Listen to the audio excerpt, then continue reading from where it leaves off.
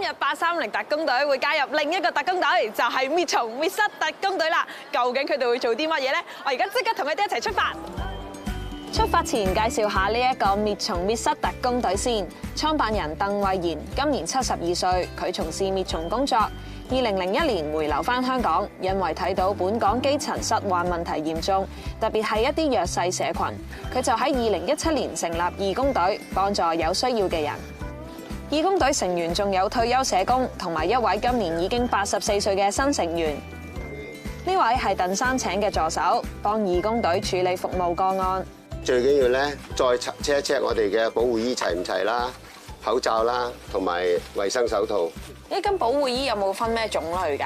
啊有㗎，我哋有普通嘅保護衣。如果個個案嗰個環境衛生唔係太差咧，我着啲普通嘅。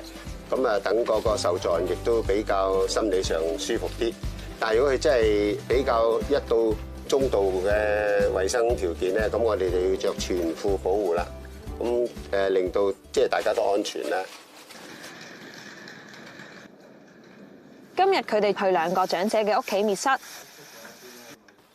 83歲嘅黃錦全同太太住喺屯門呢個公屋單位超過20年。佢話太太之前經常喺街執雜物返嚟，之後屋企就開始有蝨。黃伯雖然清理咗大部分雜物，但屋企蝨患就一直困擾佢。佢試過用一般嘅殺蟲劑都唔能夠根治問題，最後向房署求助，經社工轉介揾到佢哋幫忙。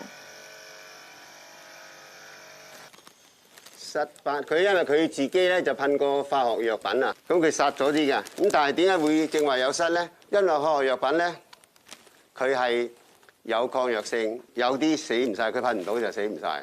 你覺得點解即係長者同埋低收入嘅人士需要呢個服務嘅？佢哋住嘅居住環境擠迫，屋宇又比較舊，本身咧因為住咗咁耐咧，又堆積太多垃圾。咁啲長者咧就多數惜物，尤其是啲低收入嘅人。咁佢哋儲埋啲舊衫啦，執啲舊嘅嘢翻嚟咧，佢就覺得有用，但係佢哋係缺乏呢個知識，話知道呢啲係會惹起啲蟲蝨喺度做竇。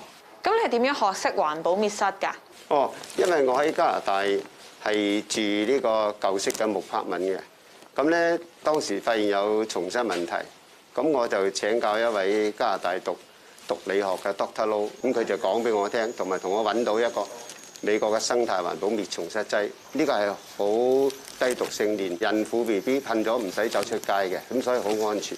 噴一噴佢。即係之前成日都俾啲蝨咬到醒㗎咯。哎呀，你邊度瞓得早得㗎？瞓唔到㗎，仲要蝨咬你就差唔多食血㗎嘛嗰啲。咁有人免費幫你滅蝨咧，你開唔開心啊？啊，開心啦！義工隊離開黃伯嘅屋企，又要去處理另一個獨居長者嘅個案。呢間屋嘅戶主唔願意出鏡，戶主曾經中風導致行動不便，加上身體嘅長期病患，令佢好難清理到屋企。最近佢仲發現屋企有蝨，經社工轉介接受滅蝨服務。你都咬到個戶主？係咯，睇到都好痕啦，已經覺得。嗱，呢度都有㗎啦，呢死咗㗎啦。呢位老人家咧，佢唔係唔想做，佢係冇能力去做啊。因為佢長期病患，好多種病。咁你睇佢咁樣，邊個唔想乾淨啊？可惜冇社福機構暫時幫到佢處理咁多。咁你點解咁辛苦仲要去做嘅？一種惻隱憐憫之心，所以有時我做咗下自己都好感觸。我咁好彩，仲咁健康，有少量嘅財力，我真係好想盡量幫佢。我有時睇到啲老人家咁，我自己會喊。義工隊成立到而家，幫過20幾個家庭滅蝨，又喺各區搞過30幾次滅蟲滅蝨講座，希望招募更多義工加入。面對越嚟越多嘅求助個案，佢哋都覺得體力上面越嚟越難應付。咁你對特工隊嚟緊有咩展望啊？我希望咧就多啲人睇到，而去咧加入我哋嘅行列。咁我咧亦都係72歲啦。咁我有心有力都好，但唔知個天俾我做得幾耐。